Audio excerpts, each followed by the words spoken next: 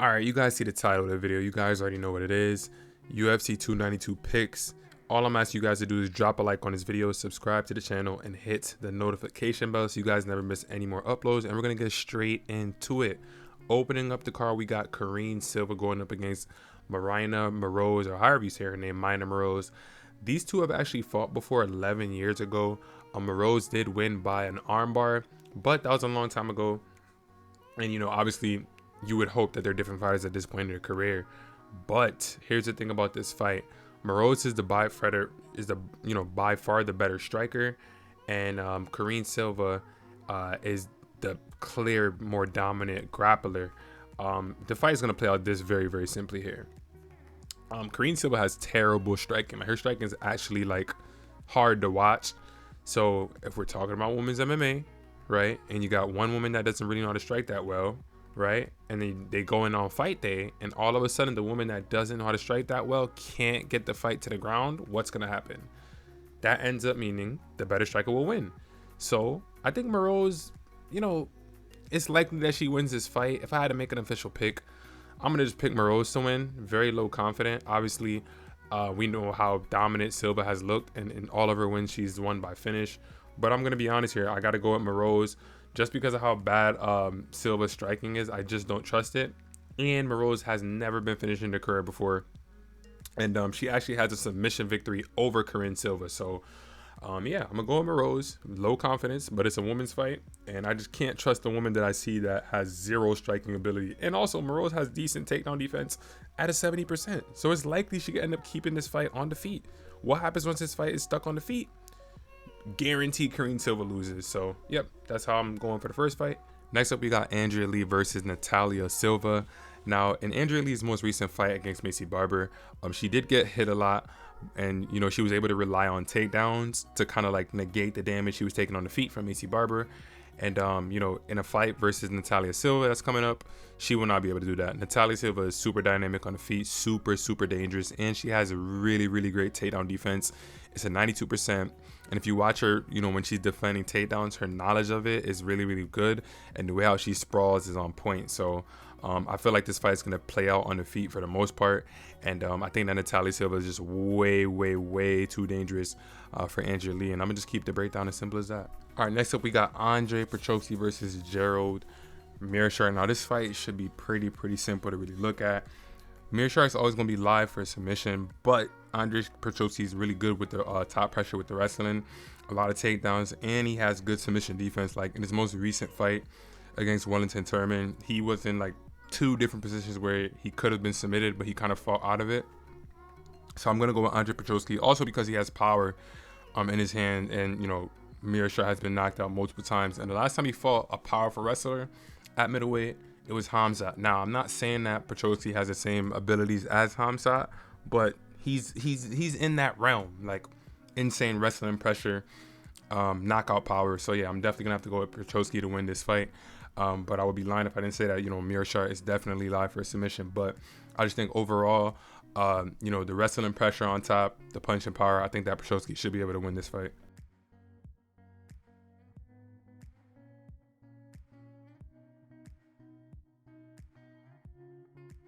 All right, next up we got Denis Tiulian versus Gregory Rodriguez. Now, this fight should be, you know, a pretty decent fight. I think the biggest thing in this fight is that Denis Tiulian on the ground is he's so green on the ground that I think that Rodriguez should really focus on that. He's shown an ability to be able to get the fight to the ground, and I think that would be his best bet. Lately, he hasn't, you know, he's been in these striking wars or whatever and whatnot, but he has shown an ability to be able to get the fight to the ground. So he needs to get the fight to the ground. Denis Tiulian likes to give up his back, and I think that Rodriguez can win this, you know, fight by submission. Even though he doesn't have any submission victories inside of the UFC, he has about 3 submissions in his career. So I can see him definitely being able to even hurt Denis Tiulian on the feet, and if not get the finish there, get it on the ground. He just has more ways to win, and you know, for Denis Tiulian, he has to hope that he can land a damaging shot, which is possible. I'm not ruling that out. We have seen Gregory Rodriguez get finished, but his last fight versus Bruno Ferreira, he took that fight on short notice. Probably more than likely didn't really get to properly prepare for that fight.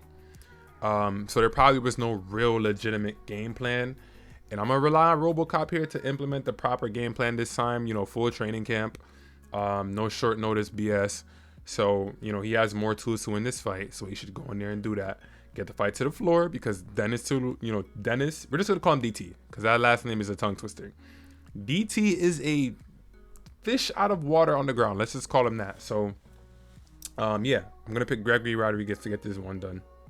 All right, next up, we got the return of Chris Weidman going up against Brad Tavares. Now, I dug super deep for this fight, and I'm just going to jump in right into it and say I do not see how Chris Weidman could possibly win this fight. I'm just being 100% honest. I don't see how Chris Weidman could win this fight.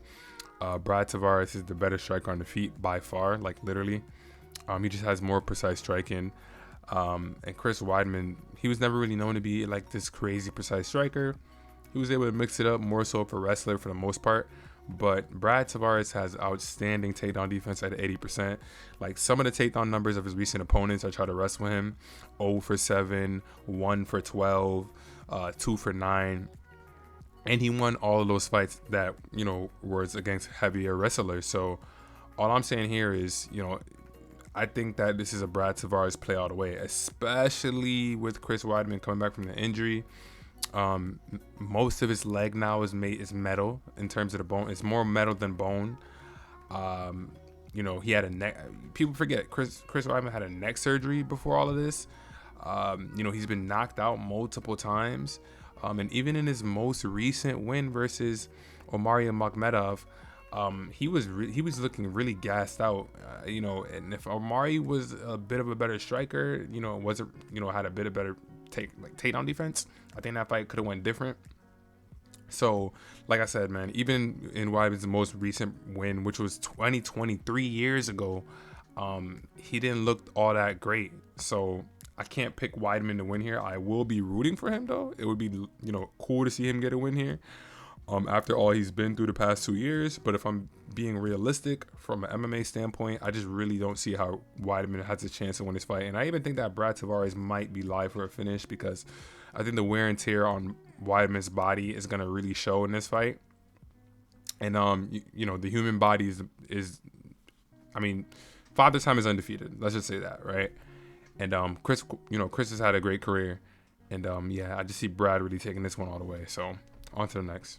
All right, so next up we got Marlon Chito Vera versus Pedro the Young Punisher Munoz. I think that this might be the fight that for the first time in either one of these guys' career that one of them is going to get finished.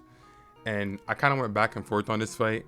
But I'm going to slightly, let's get into breakdown, right? Pedro Munoz, he's going to throw volume out there, but he's just not really accurate. He tends to wing a lot of shots, miss a lot of shots every now and then.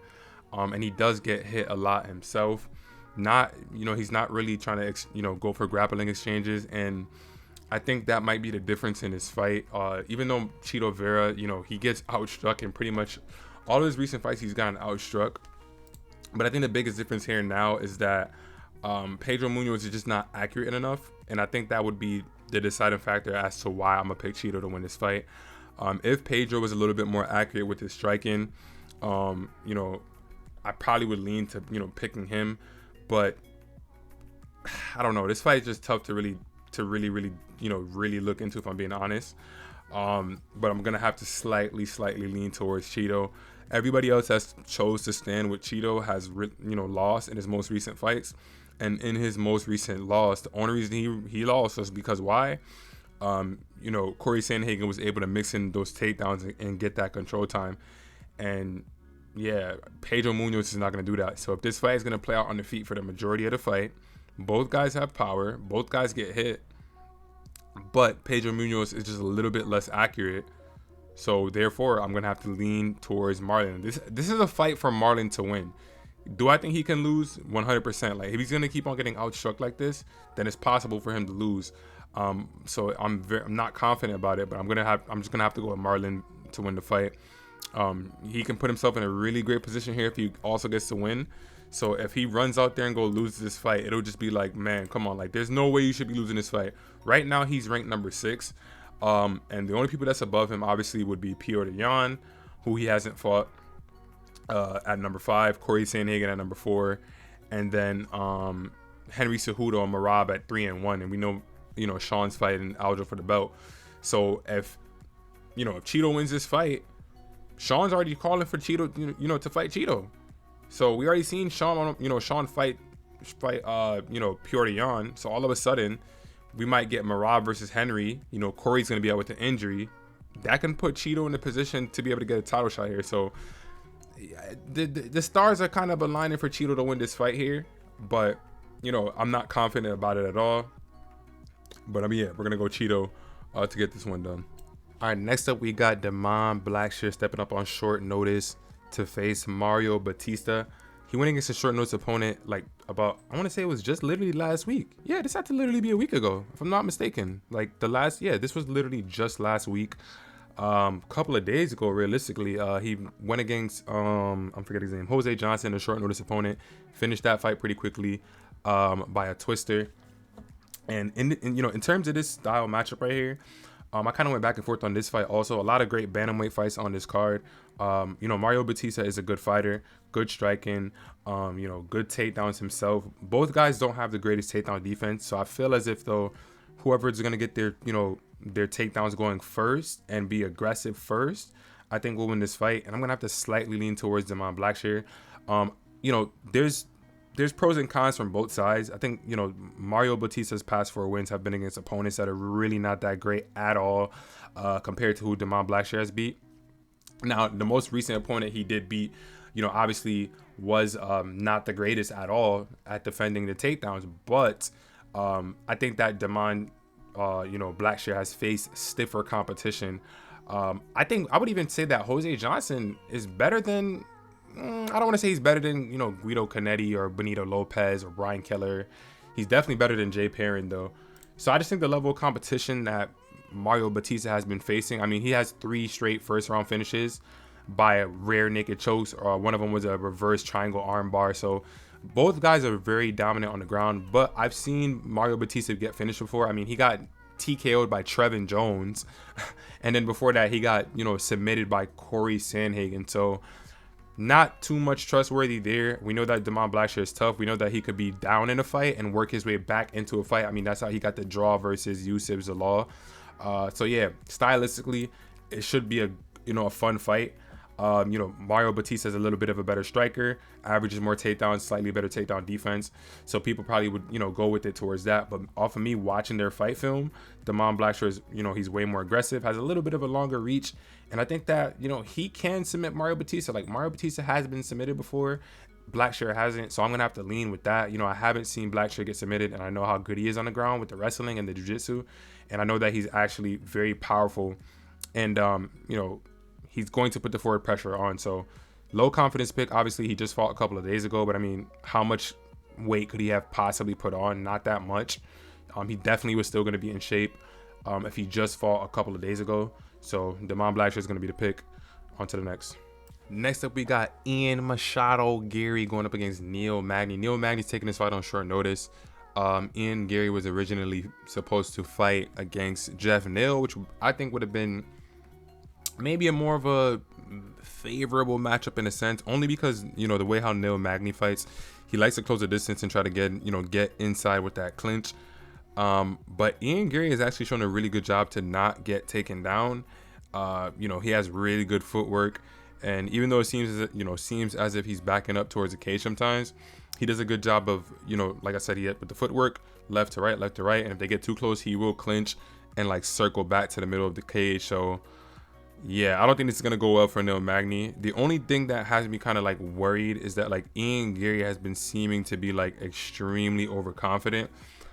So I'm just thinking about the MMA gods right here. We know how the MMA gods do. Sometimes they'll they'll come through and deal with somebody. So that's the only way I can see Ian Gary losing this fight, is if the MMA gods say, you know what, you've been too cocky.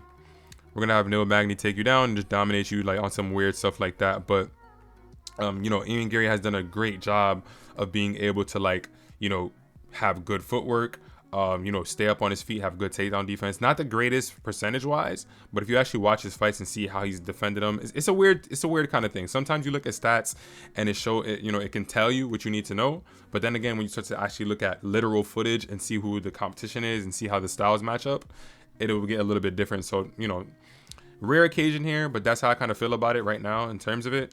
I'm gonna go with Ian Gary to get this done, and his striking is just it's just too precise for Neil Magny. I mean, Neil Magny was getting hit in his recent fight versus Phil Rowe. If Phil Rowe would have not been so stupid and initiated so many clinch exchanges in the beginning, he could have just got his striking going from early on, and the fight would have been completely different. You know what I mean? So definitely gonna go Ian Gary here to get this one done. All right, so on to the co-main event. We got Zhang Magnum Wei Li going against Amanda Lemos. And man, when I tell you guys I dug super deep for this fight, guys, I dug super deep. I watched all of their not all of the recent fights, like their last 2 fights. You know, the fights that made sense. I didn't watch Zhang Wei Li versus Carla Esparza, because Carla Esparza is a pure grappler. So, you know, the stylistic matchup didn't make any sense for me to watch. But I can tell you guys this right now. Amanda Lemos is going to win this fight by knockout. She's going to win this fight by knockout. And it's just that simple. Zhang Wei Li has not fought any power puncher other than, what is her name? Jessica Andrade. And that fight was over fairly quickly. And let's just be fair here. Like, Jessica Andrade gets finished a ton. She gets finished a lot. So that wasn't too shocking to see. And the fight never really got underway. So, I mean, obviously that can happen in any single fight, right? Anybody can run out there and finish a fight very early. But I'll tell you guys this.